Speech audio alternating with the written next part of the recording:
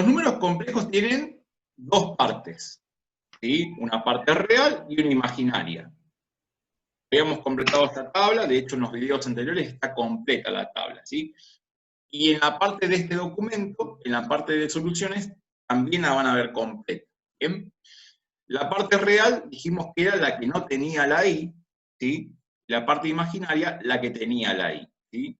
Si vemos el primer caso del Z1, nos dice que es 5 más 4i. La parte real es el 5 y la parte imaginaria es el 4, ¿sí?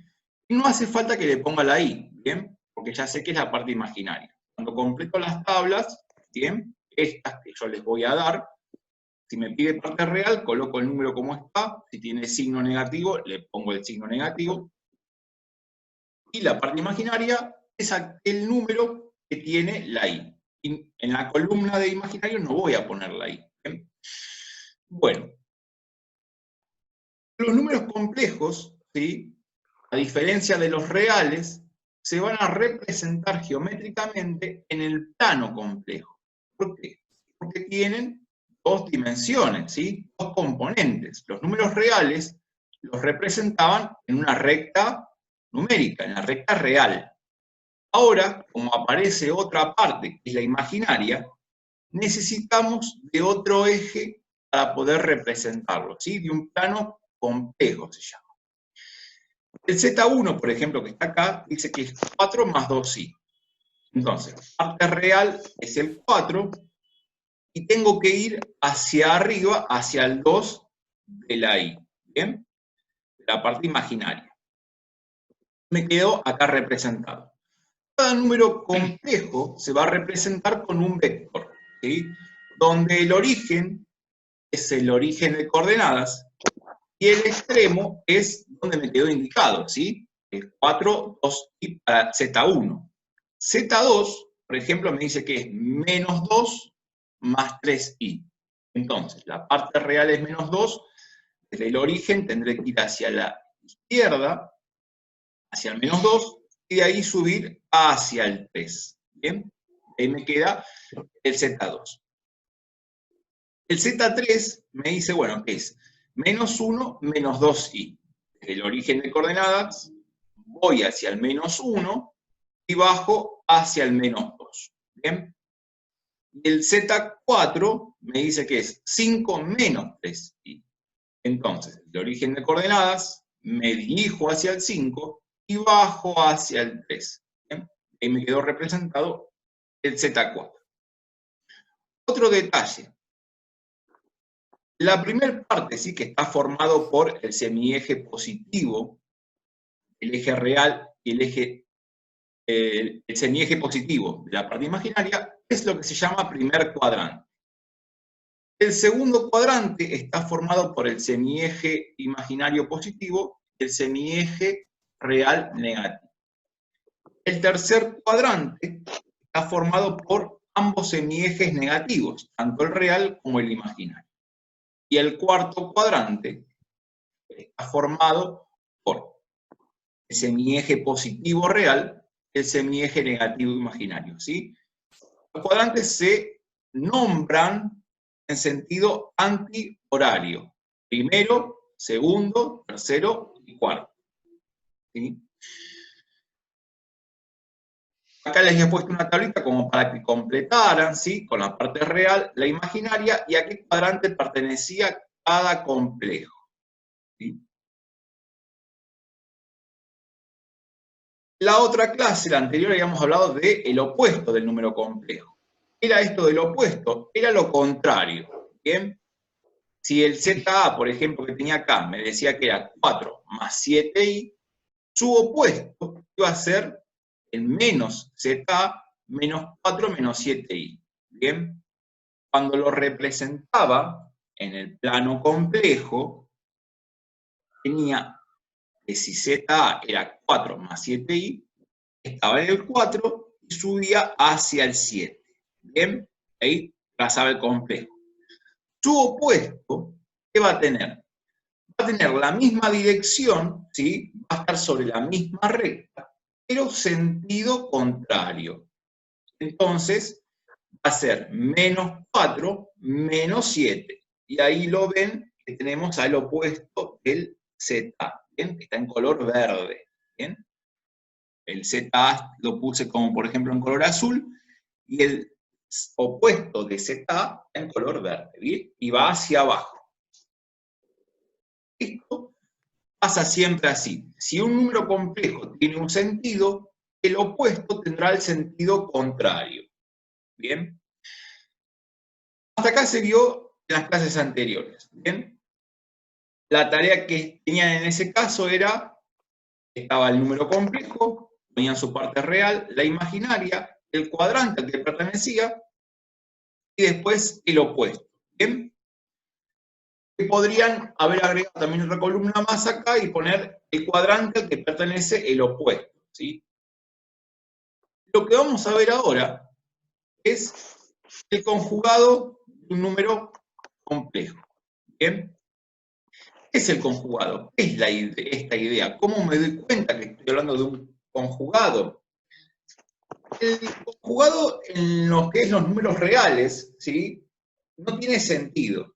¿Por qué? Porque el conjugado de un número real es el mismo número real, ¿sí? Pero en los complejos lo que se hace es cambiarle el signo a la parte imaginaria, ¿sí? Y se lo representa con la Z y un techito arriba, ¿sí? O una rayita arriba. Y se le dice a veces de forma vulgar Z techo o Z rayita. En realidad sería el conjugado de Z, ¿bien? Mediante Z representamos cualquier número complejo.